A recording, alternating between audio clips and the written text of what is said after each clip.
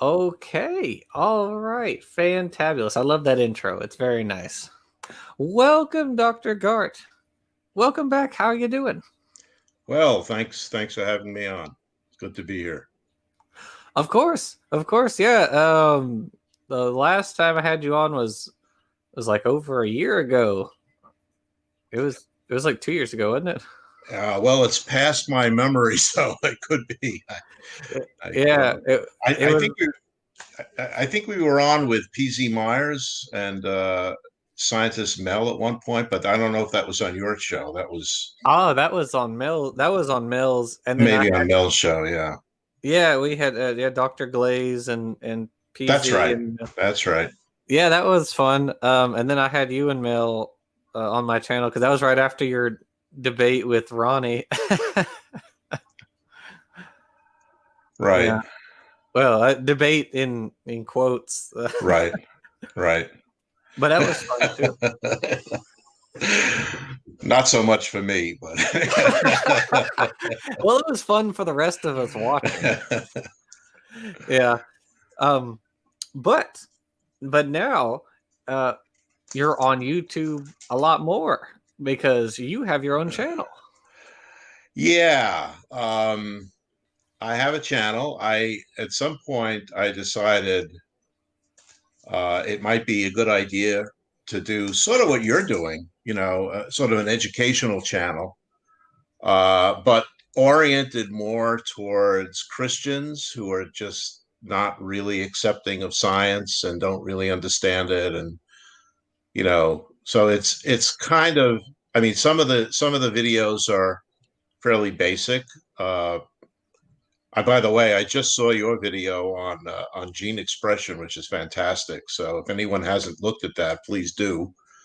I was going to do one on that, but I'm not going to be able to get anywhere close. So I'm just going to recommend yours to anybody who asks. Well, we have Nestlig and Evograd or Rational Mind to thank for that one, really, for making it so very good. Yeah, it's really, really well done.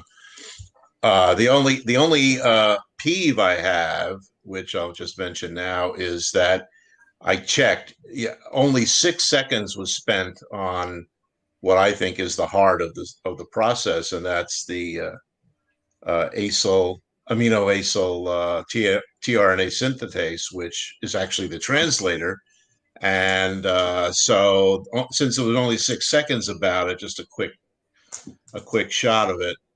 I'm going to try to make a video on that because that's an amazing enzyme. I call that my favorite enzyme. I think I even wrote a couple of blog posts about that. Awesome. And so I'm gonna just fill in that little bit. And by the way, if you look online, if you look at all the stuff that's been done about translation, transcription, protein synthesis, they often give a lot of short shrift to that enzymatic process, which I don't understand. It's not fair. Yeah. They what do people have against that enzyme? It's a beautiful enzyme. Yeah, that's how I feel about books like that are on animals. It seems like the elephants really don't get a whole lot of mention. It's like, one page about elephants, but it's all about dogs and cats and stuff. No, elephants are the real show, guys. Yeah, that good point. But you're putting out some very interesting videos on your channel. I like them. The production quality is very good. Well, thanks for saying that, but there's one big problem with most of them, which I finally solved with the last one. Well, it turns out that I like to talk. I'm a pretty good speaker. I've given, hundreds of talks in science, and I stand up and I just point to the slides and I talk. and I do video, I do interviews like this, and you know, I can speak okay, but there's something I cannot do, and that is read. Read out loud. When I read a script out loud, somebody said it was like listening to a undertaker talk about someone he didn't really like or know very well. And he's right. I mean, you know, so I finally realized I can't do that. I just have to act as if I'm giving a seminar and, you know, talk without Mhm. reading anything. Because as soon as I start reading the words, and this has always been true, I could never read a seminar when I was speaking. So anyway, I may go back and try to make new narrations for some of the earlier ones. You Or guys I got may to just, ad lib it, huh? yeah, just ad lib it. I mean, that's, you know, that's what I'm used to. And it's too bad. But anyway, That's all right. Yeah. I think I have a very nice voice. I just read the script for my stuff. I well, have I put it right in front of me, and I uh, flip on my microphone, and I just read it paragraph by paragraph, and that's kind of how I yeah, do it. and it sounds fine. It just doesn't when I do it. I don't know why. It's just one of these crazy things. Well, I also don't give lectures or things like that, so that might be part of it. So Okay. I've perfected my reading abilities. You know? uh, Well, yeah. So anyway, but thanks for saying that. I don't know how much more I'm going to do. I wanted to get a few basic things out there as a resource that mhm. people could use. You know, I'm not thinking of that as a major activity. As you know, it takes a huge amount of time and effort, and I wasn't aware of that. It's much easier to write a book, actually. Uh, And uh, hmm. Having well, done both, I'm not sure if I agree with that. yeah. What's the status, by the way? Yeah, I'm thinking of the book with James, who We wrote. published the first volume. It's out. Oh, okay. I'm Yes, sorry. sir. All Oh, it's right. fine. If you want the link, Well, yeah, yeah. that's on my Twitter page. It's the pinned comment where Okay. you have the Amazon link. Yeah, it's a and so we did that. What was that? Early March, I guess. So That's right. I did see a notice of it. Okay. I haven't gotten it yet. I'm going to have to put that on my list. Yeah. that's all right. Early March was very, very busy. So I don't know. Yeah, the world was collapsing right in Oh early my March. So. God. I don't know. A few people have discovered that I used to work in a branch of epidemiology and public health, and I Mhm. worked at NIH. So a few people have decided that I must be an expert on COVID-19, which I'm not. But I've been doing a lot of much more than I ever thought I would. I don't know, maybe 4 or 5 interview shows with a couple with Nick Suter, you know, the In Oh Time yeah. show, Mhm. talking about COVID-19, and most recently, I just did one with David McGinnis and Ansgar Odinson on the conspiracy theories that are floating around, and that I do have some strong thoughts about. But it's not something this is totally unexpected. I mean, you know, my my thing is supposed to be Christianity and science, right? And Mhm. how those can be compatible, but one of the problems is, and in fact, I got interviewed by Christianity Today on a podcast Nice, nice. about, yeah, but it was a weird topic. The topic was something like, should Christians trust science?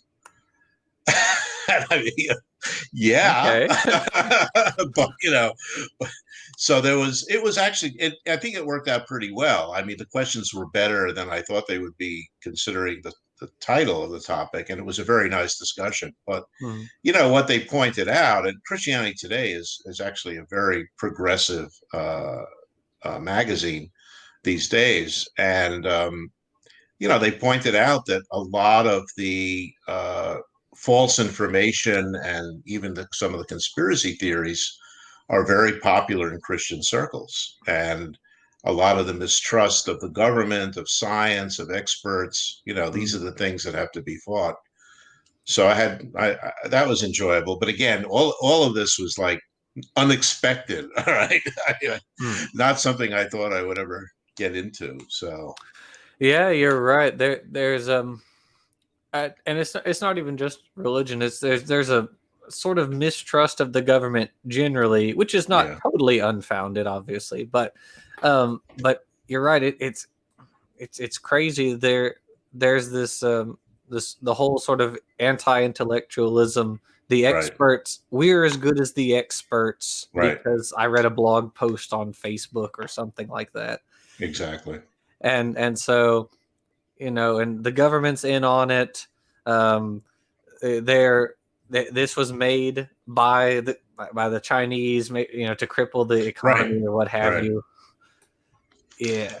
Well, the disaster is, especially that last one you just said, is that there are some very well-regarded scientists, and I'm thinking of Luc Montagnier, the discoverer of HIV. Oh yeah. Yeah. He's promoting the idea of a leakage from the Wuhan lab, that the virus, maybe they didn't do it deliberately, but it came from there. And Right. it's just I mean, he's an old man, okay, so you could forgive him, but he's also anti-vax, and a lot of these conspiracies are coming from the anti-vax crowd. That's clear.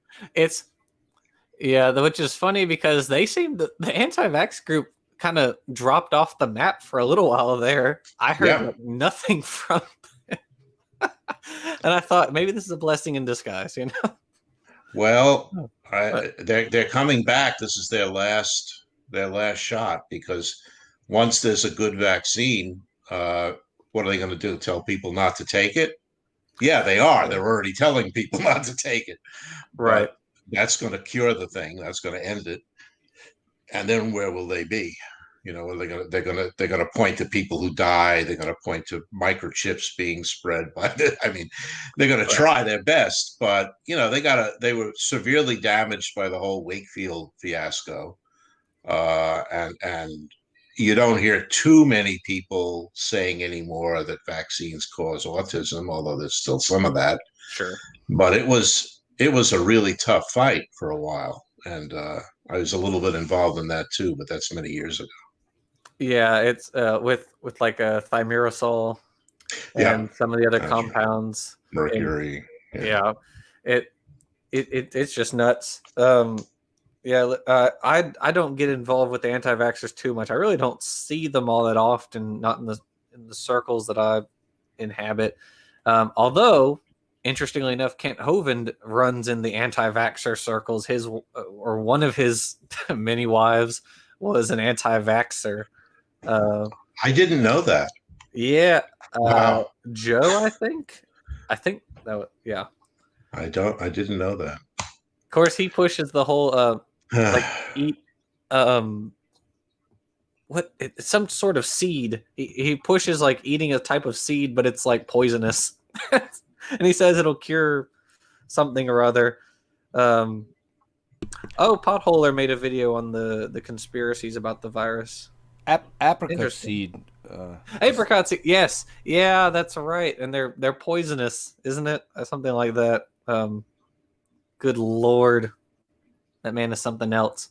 Yeah. But anyways, this talk largely began or got rolling because you did a video on evolution. Yes. You crossed over into my territory. Kind of, sort of, but I had a little different twist. It's called What Evolution Is Not. Mm-hmm. Yeah. And actually, I should say it is your territory to a large extent, but it's not your territory that much when it comes to arguing with Christians, and it is mine in that case. Right. Yeah. So, and I'm not the only one. I mean, there's a really good book that was actually published the same day as my own by the same publisher, by a friend of mine named Greg Davidson, called Friend of Science, Friend of Faith. And it's one it does what I don't do in my book. It really goes after young Earth creationism, and it's beautifully written. It really is uh, a great text for any Christians who are thinking, gee, is it okay for me to go with evolution, or am I going to have to lose my faith? And he lays out, the whole book is devoted to what's wrong with young Earth creationism and why evolution is not a problem. Mm-hmm. And I have a little bit of that in my video too, because the audience is basically Christians. And I have a little bit in that saying, one of the things Christian is not, one of the things that evolution is not, is anti-Christian. Mm-hmm. But I also talk about scientifically what it's not. I mean, when I was debating with Hovind, for example, I mean, it's the most depressing thing on earth. And not just Hovind, but also Nephilim Free and any of the others. Gosh. Oh my goodness. No animal has ever turned into another animal, and the Big Bang doesn't explain anything. And and all I'm trying to say, is I agree with you, but that's not evolution. Yeah. Oh, they're fractally wrong. Everything they say is like wrong within wrong. Well put. Very well put. Right. It's scale independent. Yeah, they I can't even stand talking to Neffy anymore. I won't go into a conversation with him anymore because it's I think you'll appreciate this. The last conversation I had with him, he part of it was he's talking about, there are so many different permutations of atoms in a carbohydrate molecule, and it's impossible for evolution to account for this. And I said, Neff, what's a carbohydrate? And he stopped and then said, I won't answer your evolutionist questions. And I was like, oh my God, Neffy. Oh God, yeah. Not even know. But then at a certain point, after I had said 5 or 6 times that evolution does not say that any animal turns into another, and in fact, evolution requires that animals don't turn into each other, and he ignored each time, I gave up. I mean, I didn't know where to go. How can you debate a topic where one person has no idea what the topic actually is and says?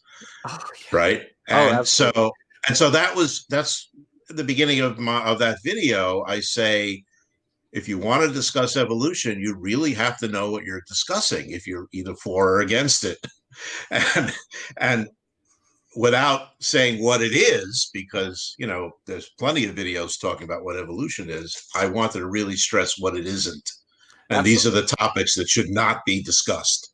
So no one should ever argue whether or not an animal turns into another animal, unless you're dealing with Pokemon, then yes. But otherwise, come from a rock. Right.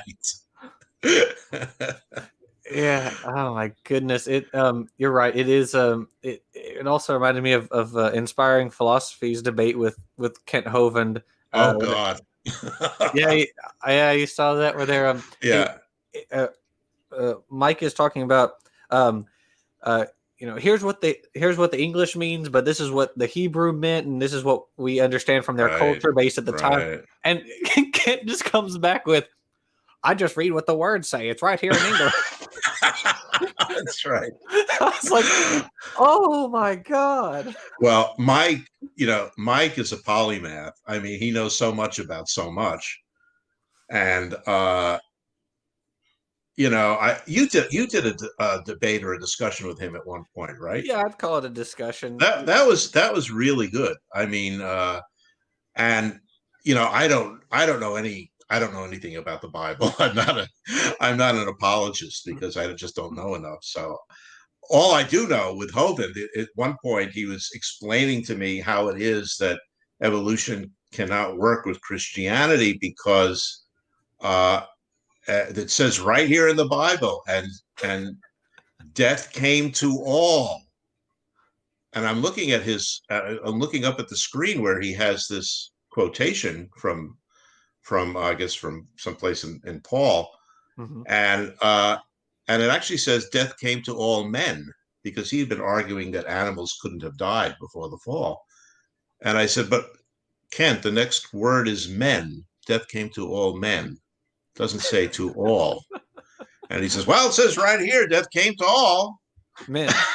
So how do you argue when his slide has the answer? He won't read the last word. He just won't acknowledge that word is there. There's a channel called Logic, and he does stuff like that. Well, he went through there's that like 2-hour Hovind lecture where it's like 100 things wrong with evolution or whatever. Right. And Logic looks at each of the slides, and like the things to debunk the argument are on the slide. That's right. I was in a hangout with Tony Reed a couple weeks ago, and he said, and we were talking about what is the dumbest creationist argument, you know? And he said, and Tony says, the dumbest creationist argument is the if you do like the linear progression of the moon from the distance from the Earth, well, if you go back in time, well, the moon would have crashed into the Earth. And so so the argument's like, okay, well, the moon moves at this distance from the Earth per year, and so, you know, extrapolating backwards, it would have been this close so many million or billion years ago. And Tony's like, okay, well, if you actually do the math, it's only like a few 100 meters closer to Earth. It's like everything to debunk the argument is in the argument, you know? Right. It's good Lord. It's well, I actually, one of the most fun I had in the last few months was actually Poloja invited me on his channel to look at video. To look at a video made by Ken Ham, mm-hmm. and with Georgia Purdom. Yeah. And so again, it's just what you said. I mean, Paul was looking for a biologist or a biochemist because she was talking about some biochemistry stuff. And, mm-hmm. and I said, okay, how about me? Yeah. You know, that could work. I probably feel exactly about Ken Ham as he does. Yeah. And, you know, Georgia is a strange beast because she actually is a good scientist. Mm-hmm. And I don't know how she's able to deal with, you know, what she comes up with. I mean, it doesn't compute for me. I have always seen, with very few exceptions, all the scientists I've known, it's very hard for us to actually say something that we know is just fake and untrue. It just feels itchy, you know, it feels cringy, you know, right. You know, some might be, people can be wrong, but she must know that she's wrong. I mean, she's got a PhD in biology, right? I think. Oh yes, she's a geneticist. She's a geneticist, right? Yeah, and she says stuff. When is she? I mean, how does she do it? You know, it's crazy. Yeah, I have also in the book, RJ and I, we devote a subchapter to a chapter she wrote for the Answers book. One of the Answers books. Right. Oh, she's written a lot of chapters. Yep. Yeah. She's written at least one in all 4 of their books. Exactly. And you're right. It's bizarre to read what she writes, because if she's trying to make an argument for something, she will choose like the most bizarre examples that she thinks supports her point. Right. And it's like, this is an example of something, but we have examples of the thing you're saying can't exist or doesn't exist. Right. And it's like, why don't you use any of those examples? Because she goes out of her way almost to pick like the most obscure examples that she can find. And it's like, why? Well, why do you do this? We know why, but but it's. I mean, I don't know if you've heard of Todd Wood. Do you know that name? I do actually. Yeah, I'm very. I'm familiar with a couple of his papers. He's an interesting character. Interesting character. I actually had a chance to meet him briefly, and Really, uh, he's an amazing guy because he will admit right off the bat he's a young Earth creationist, but he will admit right off the bat that it doesn't fit the science.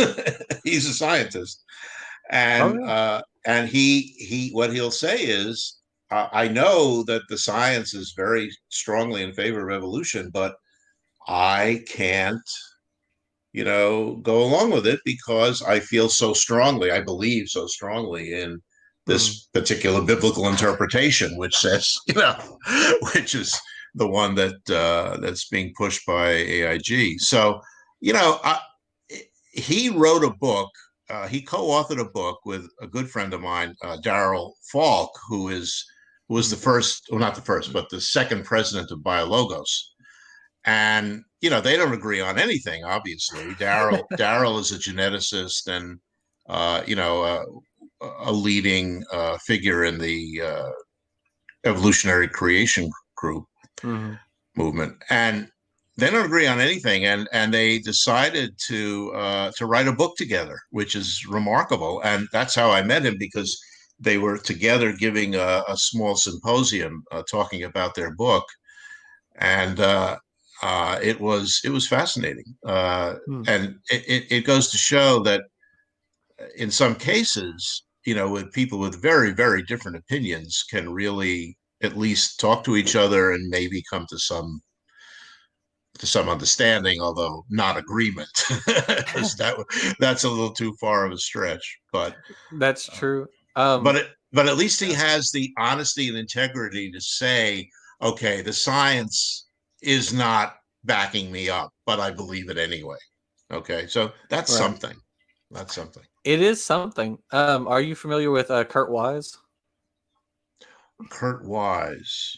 He's basically in the same boat as Wood. Okay. It's a familiar name, but I can't place it. Yeah, there's like a couple of them over at AIG that kind of okay. Oddly enough, all of their baraminology people are kind of in the same boat where they say, right, yeah, evolution works, but we're going to do creationism.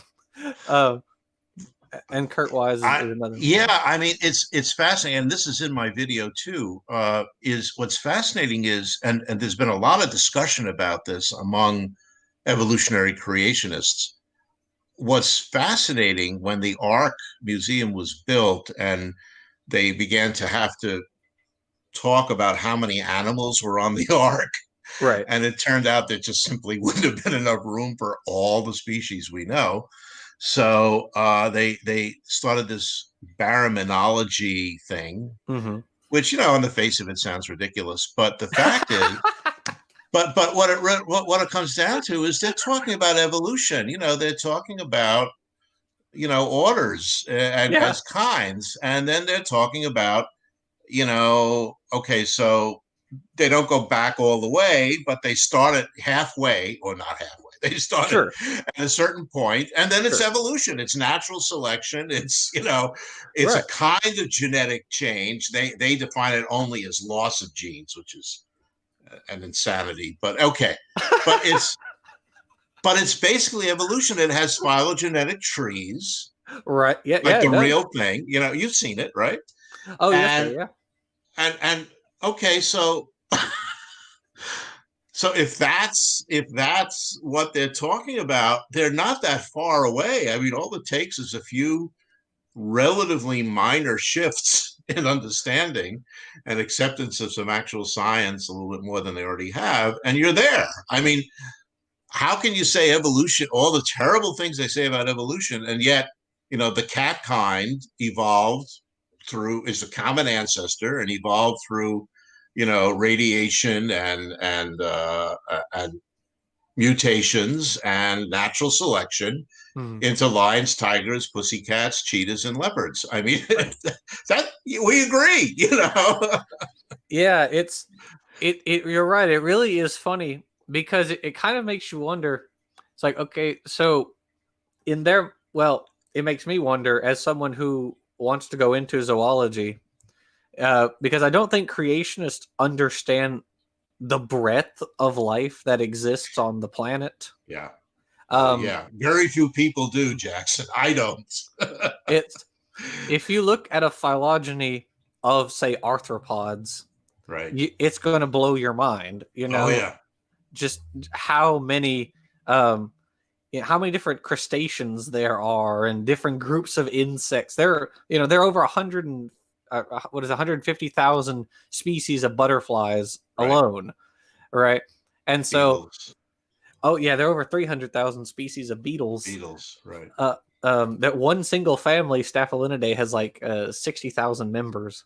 So it's frightening, frankly. yeah, it's crazy. And so you have to kind of ask them, okay, so if the family level is the Barraman, so you think 60,000 beetles came from one pair in 4,000 years? Well, it's very fast. They have a very fast evolution, by the way. Yeah, it's really kind of funny because a gradual evolution, no, we can't do that. But hyper caffeinated evolution, yes, we do that. We're perfectly fine with it's well, okay. They got a lot wrong, but it's certainly not the version that it's not the literal, quote unquote, literal interpretation where every animal that exists today was a special creation of God. Clearly not. Clearly not. So when you're there, you've already given up.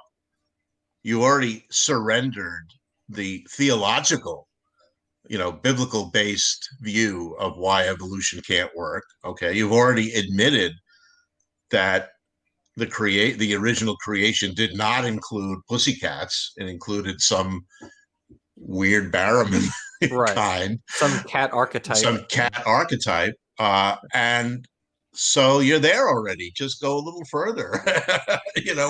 What do you got to lose, right? Right. Yeah. You're right. It's there was like the sort of essentialist view of every species was created individually, and that was what Linnaeus held to. That's why he created taxonomy. That's right. And yet they're like, no, species. We can connect species. There's actually a paper co-authored. It's Todd Wood, Kurt Wise, and David Kavanaugh. So a couple of their baraminologists. And what's funny is not even all creationists like baraminology. Oh, because because they think it concedes too much to evolution. Yeah, exactly. And so these guys co-authored a paper where they say everything in the horse lineage, from like the dog-sized Hyracotherium to the modern equus, are all related.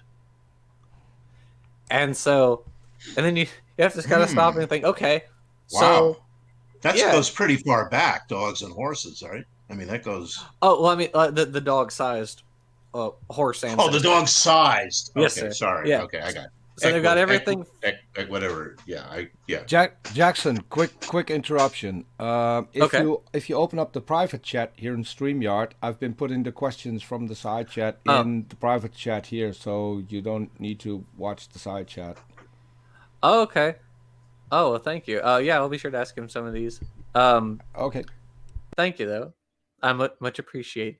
Yeah, so like the entire horse lineage, from the very first horse all the way to the modern horse, are all considered one kind. You're talking about this little dog-sized horse with 5 toes and different set of teeth, right? And the modern horse, and so the funny thing is, when you look at the ancestors of rhinos and tapirs and horses, they all really look about the same because they're all very close to each other, which also oddly look like the ancestors of the even-hooved mammals. Right. It's almost like they're all related to each other. Well, I'm actually very optimistic. I have said to several of my friends and colleagues that I think it's only a matter of time before a generation of very conservative, Bible-believing Christians basically give up and say, okay, all right, evolution, fine. It's not that big a deal. and Kent Hovind at the end, even Kent Hovind, who his main problem with Kent is he's frankly just not that smart. But anyway, he's just a moron, yeah. But he said it's not a salvation issue, which is a big deal in Christianity. I mean, there are things you're allowed to believe, even though people may disagree with you, and then there are things that you really cannot disbelieve if you call yourself a Christian. Sure. So there's a few of those. But evolution is not among them. So it doesn't really prevent, it's not a big barrier. And my hope and goal is that day comes at some point, because it will actually be a great improvement, I believe, in the entire fabric of the nation. If yeah, absolutely. If the people who are today young Earth creationists can get to the point where they understand and agree and at least accept most of evolution, even if not all of it, maybe they won't go along with origin of life or evolution of humans and things like that. But if they can at least go with the basic principles, et cetera, that will open up a huge amount of what we were talking about earlier, expert learning, which they'll be able to hopefully trust and see that it's not a threat to them. This is where Amanda Glaze is so good. You remember her discussion in that show. I mean, that's what she does. She goes to these folks and she tells them, look, this is not a threat to you. This is not an attack on your religion. It's not an attack on your way of life. It's just a scientific, law, which, happens to be true. And why not, go along with it? So we'll see. I mean, I don't know. It may be quite a while. It may take another generation before that changes, but I'm hopeful. I think, by all the statistics, they're going down. The percent of people who identify as creationists is drops. It seems like with every poll, which is good, I think.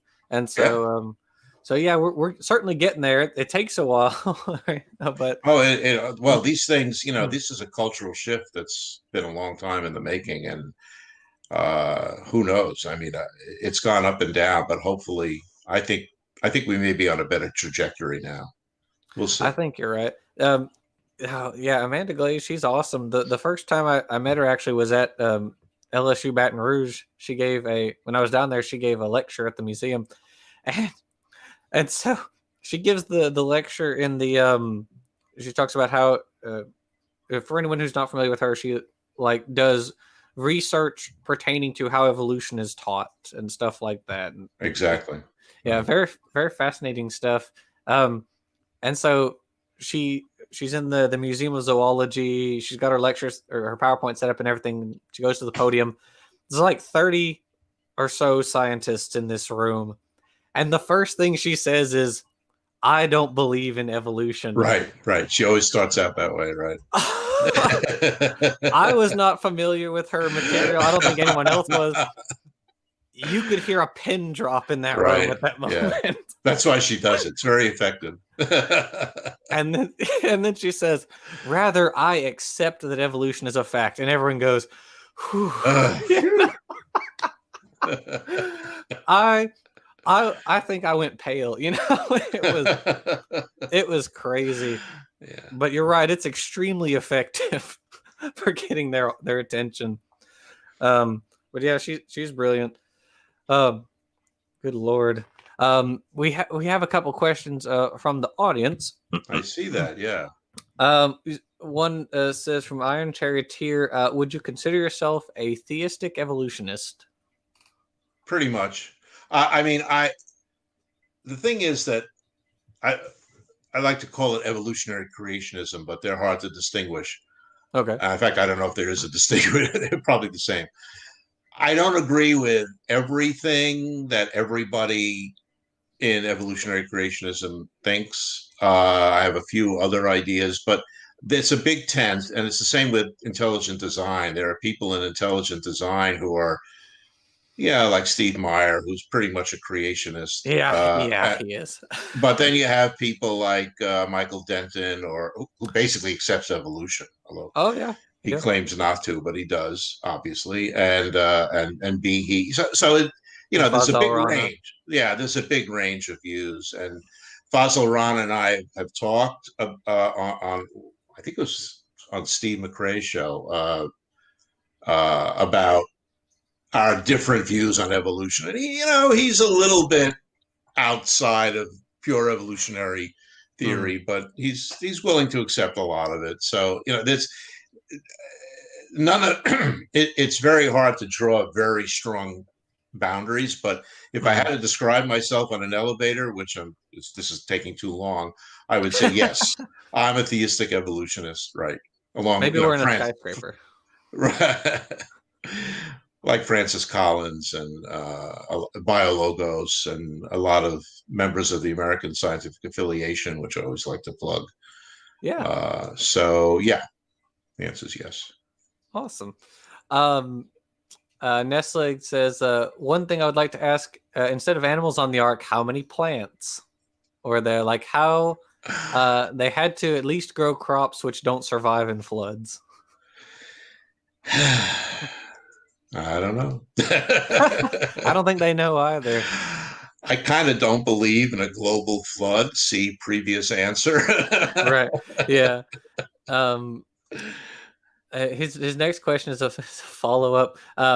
Yeah, it makes you wonder if the entirety of world culture, of human culture, was reduced to 8 people, right?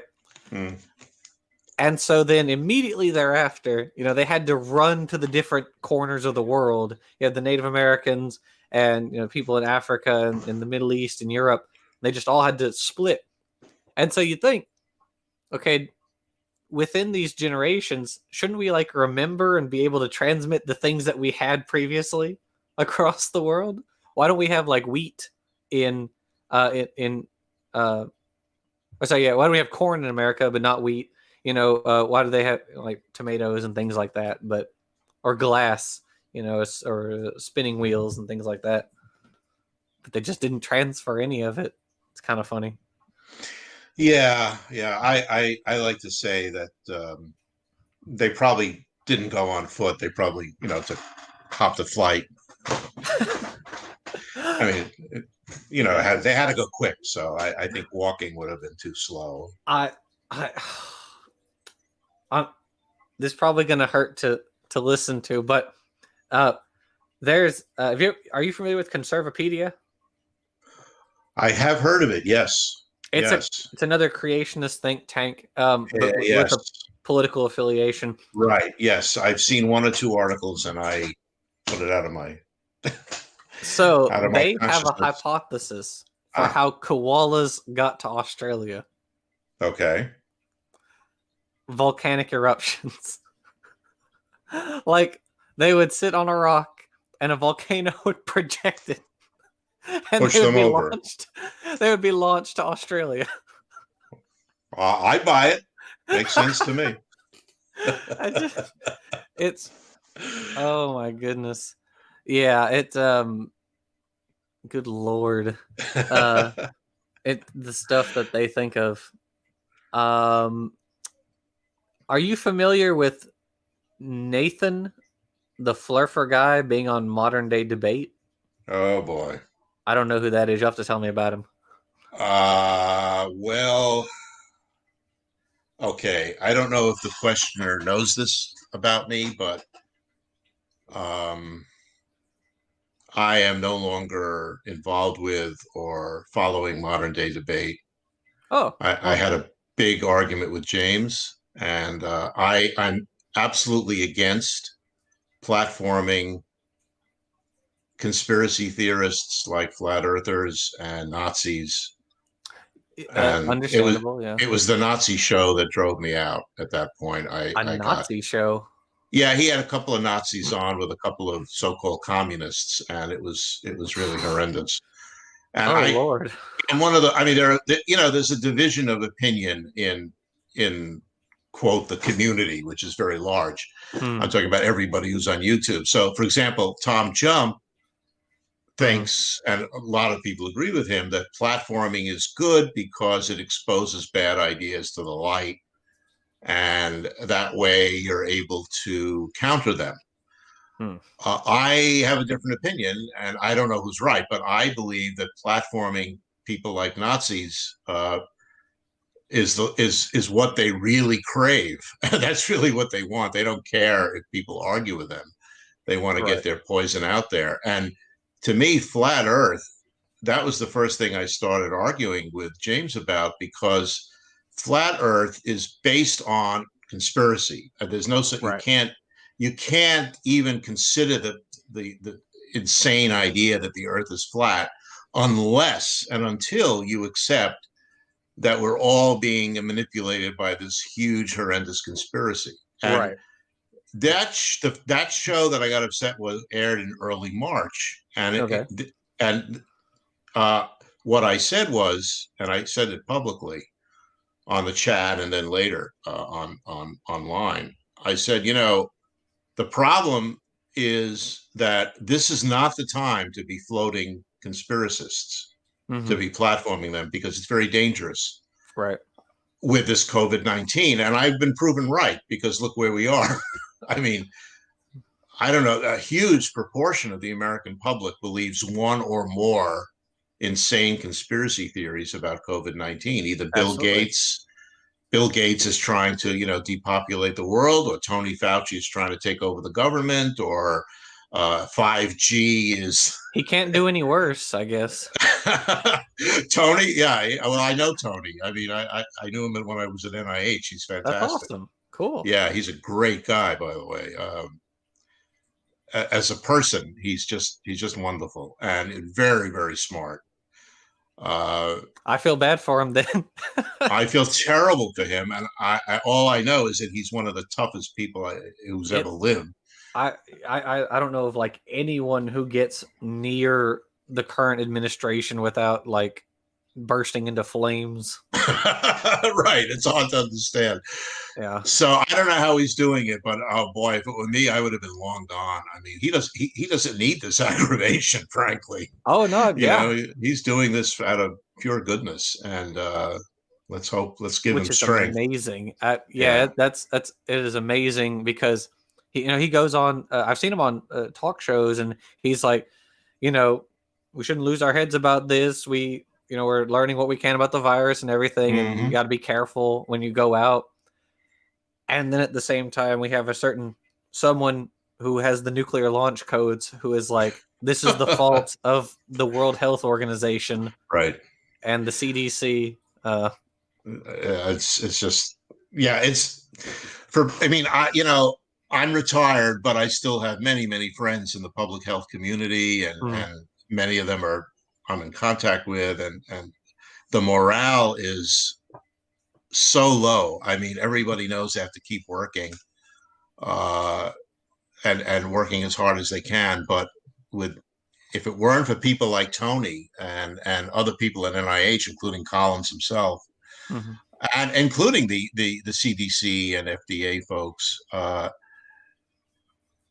I don't know. It would be very hard to go on, because with the kind of crap coming out of the administration is just so depressing. When you're trying to do something to say, I mean, this virus is really, people don't realize how unique it is. I mean, it's really new in so many ways, and there are still many critical things we don't know about it. How it's working, and what it's. I mean, it turns out, for example, on a personal note, about a month ago, my daughter, who lives in New York, called me and said she felt terribly sick, high fever, terrible stomach ache, and I said, "You have a cough?" And she said, "No cough." So I said, "Well, then it's not COVID-19. It's probably the regular flu." Well, guess what? She just got a test, and yes, she has the antibodies. So she actually had it. And, me, the expert scientist, told her, don't worry about it, because nobody knew that COVID-19 doesn't only have one set of symptoms. Yeah, right. There's talk about it's like it floats around asymptomatically for a while too, doesn't Oh it? well, that's the real sorry, that's the real problem, because you can still be infectious without symptoms. Right. And that's not the case with SARS. It's not the case with, other really bad Oh yeah, like MERS and viruses, stuff like that. Yeah. MERS, even Yeah. Ebola. So to be infectious for several days before any symptoms is why we have the spread that we have Well, had. yeah, it's also the I'm sure you're aware of the people protesting in large groups at government buildings, uh, which is just unfathomable that they're saying this is the man is putting us down, the government's putting us down, it's all a conspiracy or a Yeah, hoax or whatever, yeah, and and at the same time it is heartbreaking to see people post on Twitter, lost my grandmother yesterday, lost my mother yesterday, yeah. all this stuff. Yeah, it's just absolutely tragic, and it's so silly. And I have people at as I'm a cashier, and so I'm good old essential worker, and so I have people who mention this stuff to me, and I get very heated when I'm at Mhm. work Yeah, when they say stuff like that. There is a paper, the proximal origin of SARS-CoV-2. Have you seen that yeah, one? yeah. Yeah, uh, fascinating paper. And so when people come over to me at my register and they'll drop a comment, I'm just like on it uh, with them. I'm not probably not supposed to be, but it just they makes me don't mad. they don't know who they're talking to. I I got unusually mad at one guy, though I didn't respond to him, which I think was the good option. Otherwise, I would have wrecked him. But he he said, because we have to wear masks at work, and I was like, well, this protects me and it protects you, and I have a lot of customers who are older people and stuff like that, and I'd feel terrible if I got any of them sick. And he says, oh, well, you just what do you say? He's like, you just believe all this stuff about the virus because of the media. And I stopped. I could feel like my blood pressure rising because one, I don't watch the news. I just don't watch the news. But also, I can read, and I've read the technical literature, and I Right, have an right. understanding. And so I almost jumped on this guy, but I'm glad I didn't because I still have a job. Uh, Oh Lord. Yeah, um, we have in my church that a lot of older people, and we just found out it's one guy who's 97, and everybody's been worried about him because that's pretty high risk. oh He's yeah, a World War II veteran, wow. and we just found out that his son died of COVID-19. Oh my goodness. I mean, this idea that if you're under now, his son I think was in his 60s, but Hmm. I know of people who, you know, were much younger than that, 50s, 40s, who got Yeah. ill. Nick Suter got it and was very ill. He did obviously, thank God, didn't die, but Mm. he said he was extremely ill, and I don't know how old he is, but he's Uh, not there he's was not a 60. there was a 5-year-old girl who died in Oh yeah, Chicago. there Yeah. there there are child deaths and there are teenagers. That's what happens when you get enough cases. You get rare cases which are very serious. So, Right. um, but it is a very scary virus for a lot of reasons, and we're not over it yet. I mean, this idea that we're done, Oh no, that's not the case. yeah. At work we or what is it? Or because it's no longer a hazard, so we can stop getting hazard pay, I guess, but we still have to wear the masks and gloves and Oh everything. my goodness. So yeah, Yeah. terrific stuff. Um, So going back to the original question, the reason oh yeah. am Yeah. the reason I got really, I would say, almost angry at James. Um, I mean, I respect his point of view. I just don't agree with it, and I think it's a bad idea. But the reason was I just felt that, this is not a time to promote conspiracy theories and to platform them. And I don't know what he's been doing recently because I'm not watching it anymore. But I think it's a bad thing to do. It's largely just like flat Earth stuff, creationist stuff. Is there a God? That kind of the normal stuff, really. Yeah, I mean, I've been on it. I don't know how many times. I think I had my Hovind debate on there and several others. And I liked it when Non Sequitur died. I think that was the channel, that a lot of people went to. And oh yeah, that was sad. That's another story. But anyway, yeah. So, but I'm just so, I feel it's a matter of principle. I mean, James is a nice guy. I have nothing against him, but I just think he's wrongheaded on this, and I'm not able to. And I wasn't that upset until I saw the Nazi show, because frankly, I really don't like Nazis. that wasn't the one with what is this, JF Garapi or whatever. No, he's a white supremacist. This was two Nazis that I had not heard of. They were young guys. Oh, okay. I don't know. Then I guess I didn't see it. And I mean, whether JF is a Nazi or not, he denies that he is. I don't know. But that's another guy who probably should not be platformed too much either for similar reasons. But anyway, so at that point, I was fed up, and I think he's committed to putting out everything out there, and there are a lot of people who support him, like I mentioned, several YouTubers who, I also respect. I think Tom Jump is an incredibly smart guy. I would have words with him if we ever did a hangout, because I've watched a bit of his conversations with creationists, and oh Lord, he needs someone to talk to him. Yeah, his approach is not that effective. But he's a very smart guy, and he just happens to disagree. He thinks that it's a good thing to bring all this dirt out into the open and and showcase it. And I don't think it's a good thing, but that's just an opinion. I don't know if I'm right or not.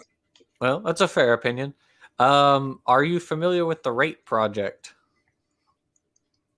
Oh, yeah. That has to do with the radioactive dating. Yeah, radiometric dating. Right. I'm familiar with it. I can't talk about it.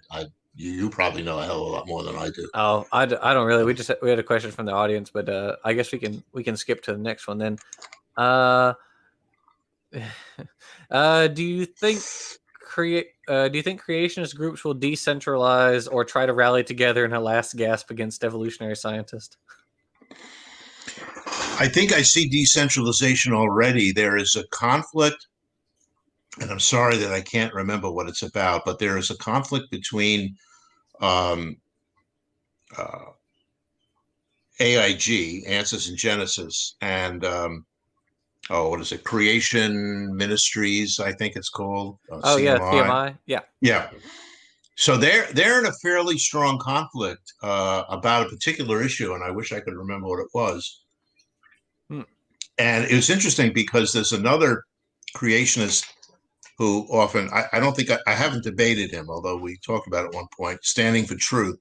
Oh, I don't know his real name, but I asked him which side he was on in this controversy. And it was a very interesting answer, because he said, I'm not really sure. You know why he's not sure? Tell me. He doesn't have opinions of his own. Well, that could be. Standing is a masterful stenographer. I know. Yeah, he can spit out the patter even faster than I can. But the thing is, there's no there. When you talk about a subject, you have the background, not just the subject we're talking about, the background surrounding the subject. Right. When Standing is making a point, in quotes, he'll throw out a little factoid or an alleged factoid about the thing itself. But if you try to ask him anything surrounding that one bit, he doesn't know it because he has no background in genetics. He has no background in biology. I'm aware of that. Exactly. I've read some of the things he said and heard him speak, and he tries, but it's painfully obvious that he's never taken a course. If you want a really good example, on my channel, actually, one of my editors, Evograd, Rational Mind, he asked me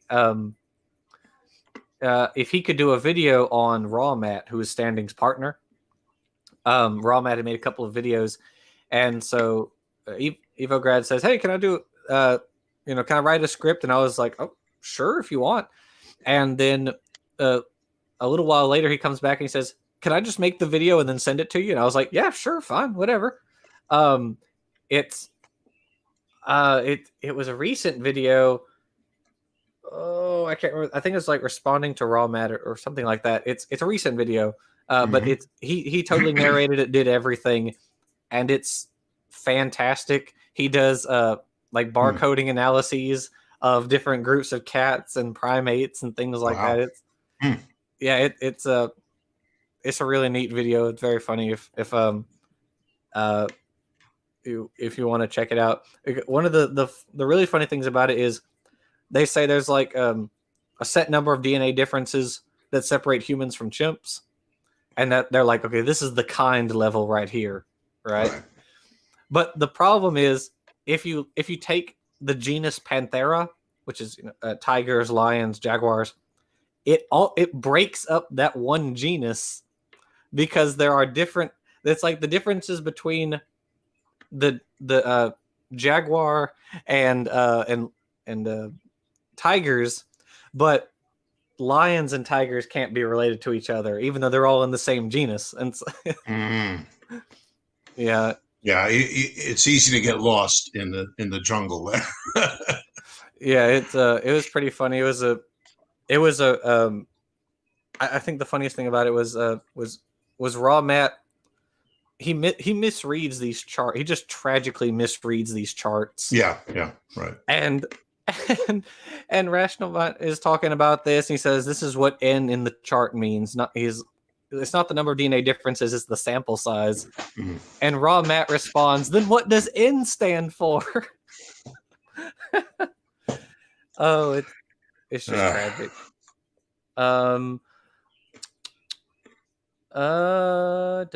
Let's see. Well, we did talk about that. Your opinion on other Christians debunking things like AIG and Kent Hovind, we kind of talked about that. That's what they do at BioLogos and that kind of stuff.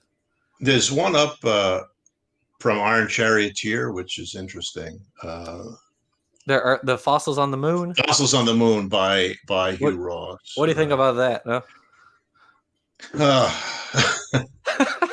Okay, so Hugh Ross is a great guy. I know him. I've met him at meetings, and really smart. Has a lot of good things to say. And I'm not sure. I heard him propose this. It wasn't. I don't think he necessarily believes it. I think it's something that he thought might be interesting, and I didn't really understand it when he presented it, how that would happen. But it was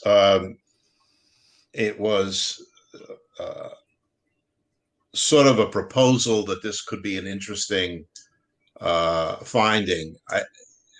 The thing about Hugh Ross is he's not really a theistic evolutionist, as Iron Charioteer says, but he's actually older. He's sort of the founder of old Earth creationism, and there are things that he and we would agree with and not agree on. Right. And we've had those discussions, but he is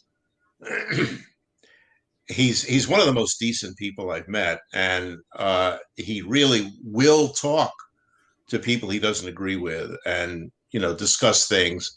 He also has a brilliant mind. I mean, he comes up with all kinds of amazing ideas, and I think this one about stuff on the moon, and if I remember correctly, it was more like wasn't so much fossils as earth rocks that might have been thrown up at some point.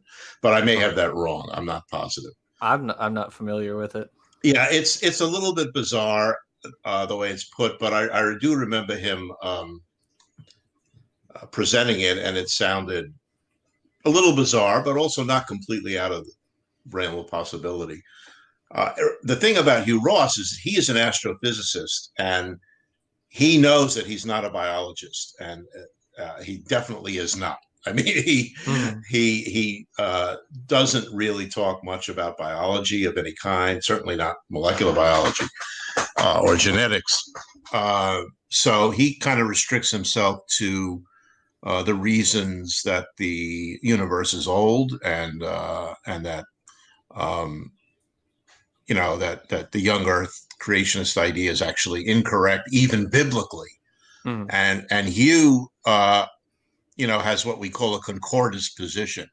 He believes that if you interpret the Bible properly, you'll end up seeing that the Bible says everything correctly.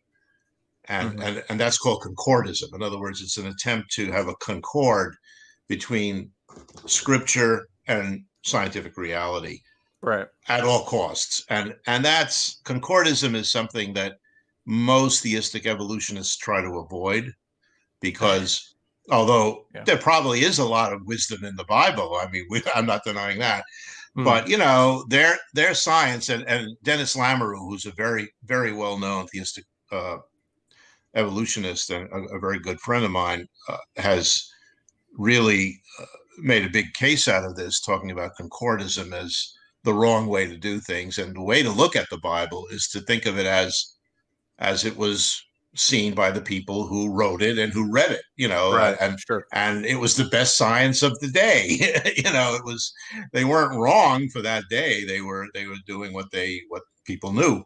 Right. And what I like to say is, we think we're so smart, but how do you think people will look back at us in 6,000 years? Those idiots. Or even 60 years, yeah. Or even some cases, yeah. So yeah, anyway, that concordism approach is not one that I like or that I take in most cases. And Hugh does follow that very closely. And I just don't think it's necessary. I mean, there's no reason. I mean, I don't know, but that gets into theology, which I don't want to talk about. Yeah, that's understandable. Right. I've had a Faisal Rana on a couple of times. I enjoy talking with him. He's a great guy. He's also a great guy, right?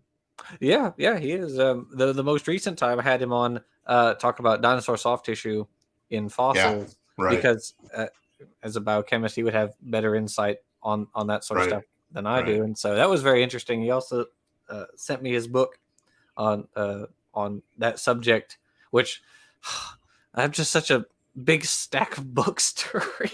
Right. Oh man! Stop writing, everybody. It's enough already. Yeah, I'm still reading this. Which one? I can't see it. Oh, it's titled "The Evolution of Beauty." It's about sexual selection in birds. Oh, I've heard of that. Yeah, that's supposed to be very good. I haven't read that either. It's a neat book, but yeah, just there's so much. Yeah, people stop writing. Just go home. Everyone go home. we need a catch-up time. Everybody should read everybody should read also this book. Don't forget this book. Whoops. Yeah. You also have a book, which is awesome. Oh my goodness. Yes. And that is awesome. How long did it take you to put that together? Oh my goodness. Well, it's hard. It's hard to say because I started it a long time ago, and then I kind of just dropped it, and then I retired. And once I retired, I realized I had no excuse to procrastinate, so I got back to it. It took another couple of years, and then I was lucky enough to actually find a publisher, so it got published 2 years after that. Awesome. And last November.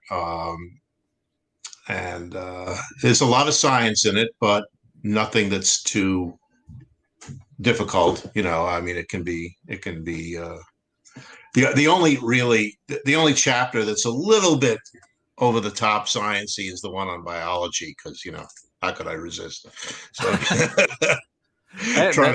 have to explain all of biology in one chapter. It happens, yeah. I mean, it's a big field. There's a lot of stuff in there. There's a lot of stuff, and I tell people, look, just skip it if you're not interested. Doesn't matter. You don't need it. That kind of reminds me of what is it in the Ancestor's Tale? Dawkins explains. Oh, yeah. It's the chapter on gibbons, where he talks about how you can construct phylogenies, and he says at the start, "All right, let's put our thinking caps on." At the start of the chapter. Yeah. But yeah, that's awesome. I'll have to put the link to. All right. It's on Amazon, right? Oh yeah. Yeah. Okay, I'll have to put the link to your channel and also to the Amazon page for your book in the description, so that people can go check that out. What does Dr. Garte think about Jason Lyle? Mm-hmm. He's another creationist, very smart guy. Yeah, he's kind of interesting. People have been trying to get me to debate him. Have you ever debated him? The AIG is extremly tight-lipped with their people. They really don't want their head data fiddlers going out there and doing debate, like the one with between Herman Mays and Nathaniel Jensen. That was kind of a sort of one-off thing. Yeah. Because if you make one of their people look, if you went up against Georgia Purdom, for instance, and you embarrassed her in a debate, well, that would make AIG look bad, and so and so yeah. I actually and to be honest, I think my debating days of creationists are over. I think I I've don't done blame you. It's not a learning experience. I mean, I don't mind. No, seriously. I mean, I agree. I could debate somebody like Fazal Rana or Hugh Ross or even a lot of atheists, and I get something out of it, and hopefully they do too. And but what it's when you debate somebody who just presents 20 minutes of nonstop nonsense, and then it's your turn. And where do you start? I mean, it's what? Everything you just said is wrong. How do you even go there? And it's banging your head against the wall. And I'm just, I'm done with that. Well, that's understandable. Yeah, I think once I get done with, or once RJ and I finish with the Roxford there Volume 2, I think I'm going to be good on creationism. Yeah, okay, right. I'll have read enough to last me 2 lifetimes. You don't need to even go there. I mean, you've got an amazing career coming up in front of you, so that's where you should be. Yeah, once heading into.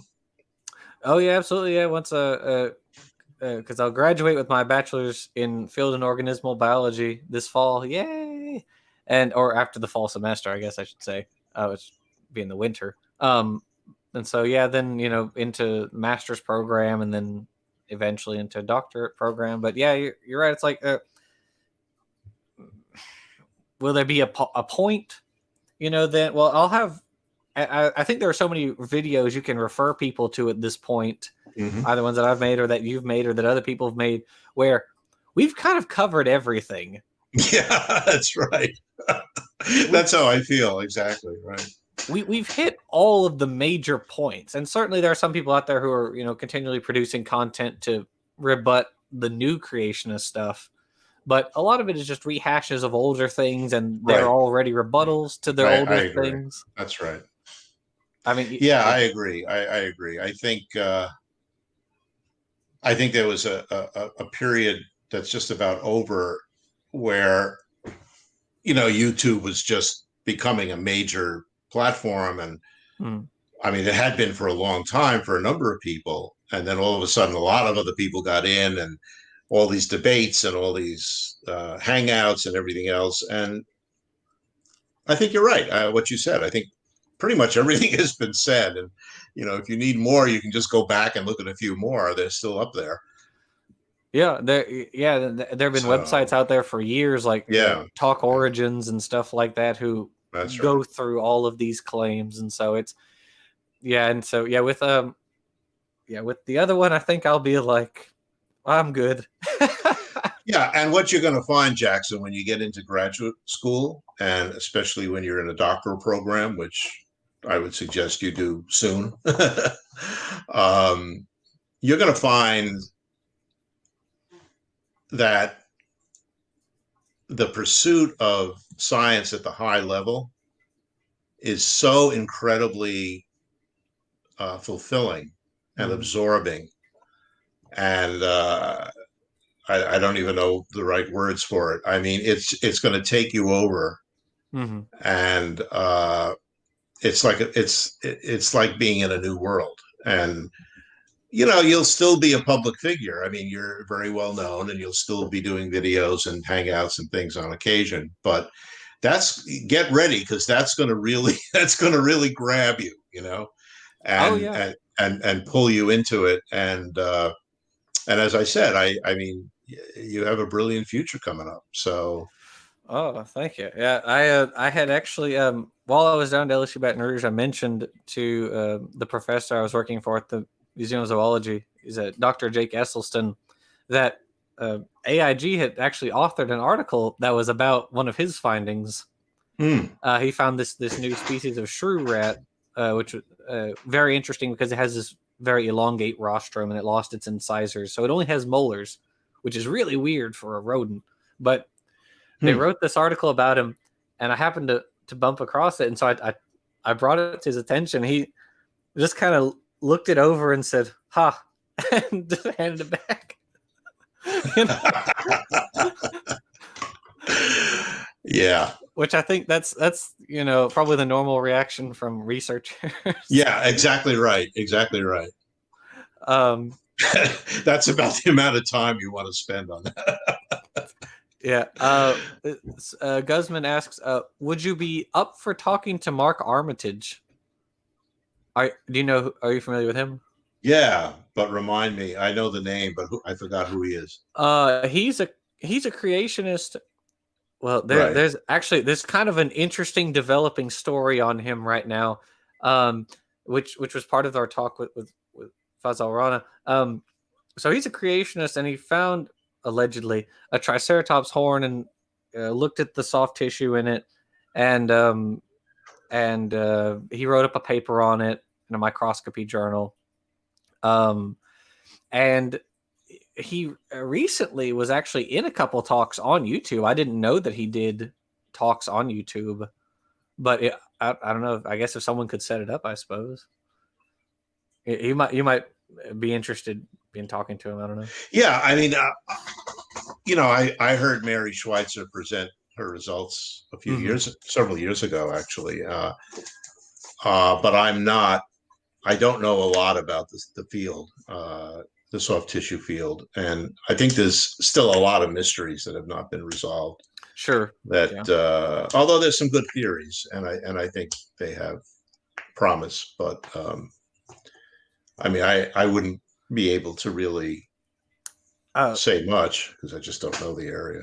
Do you want me to tell you the one of the interesting rumors floating around about his Triceratops horn?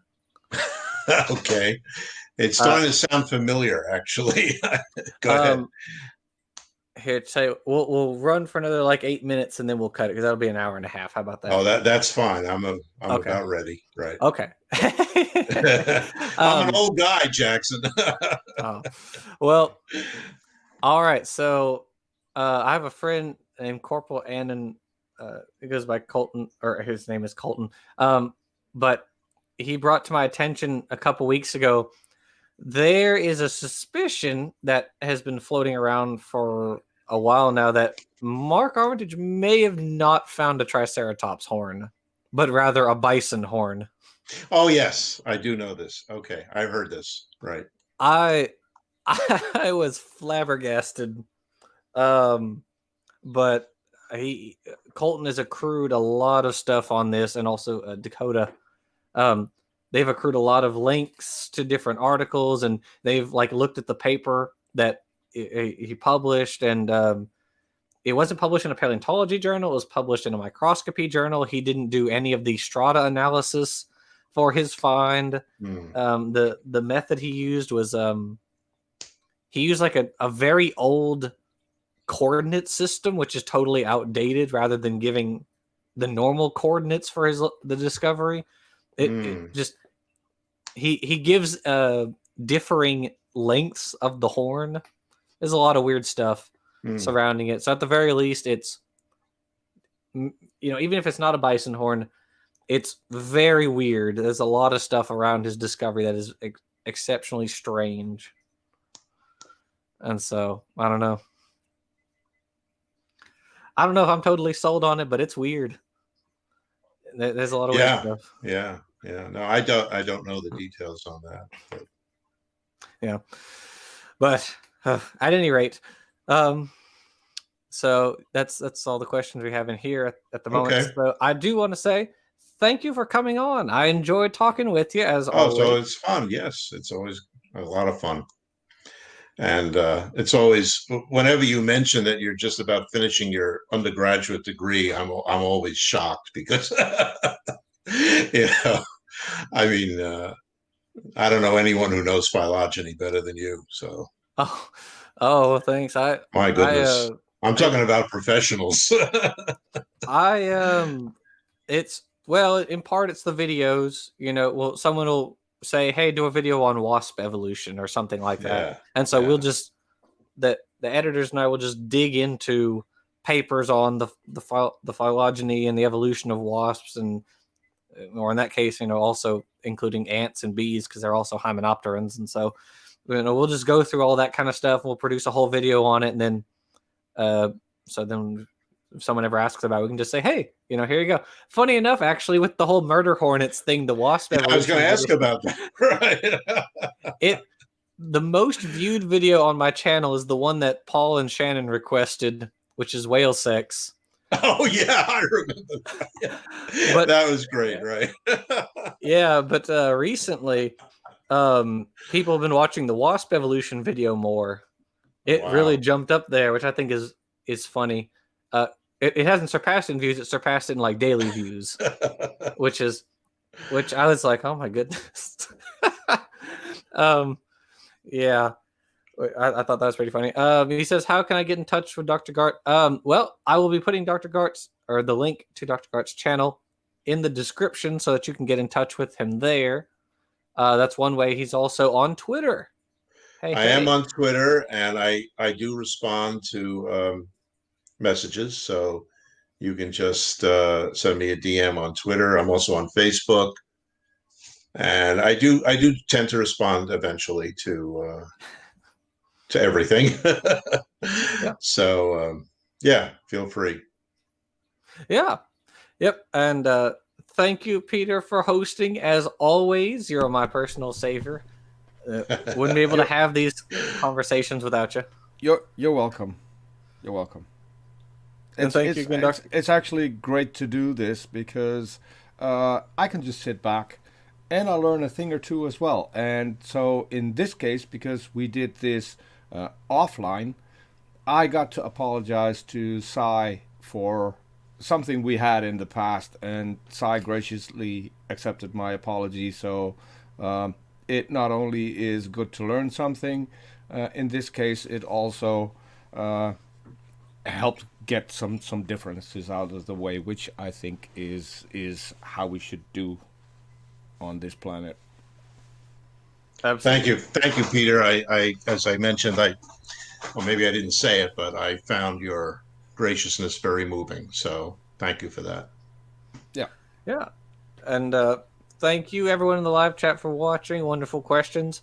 So thanks everybody for watching, and we'll see you next time. Bye bye.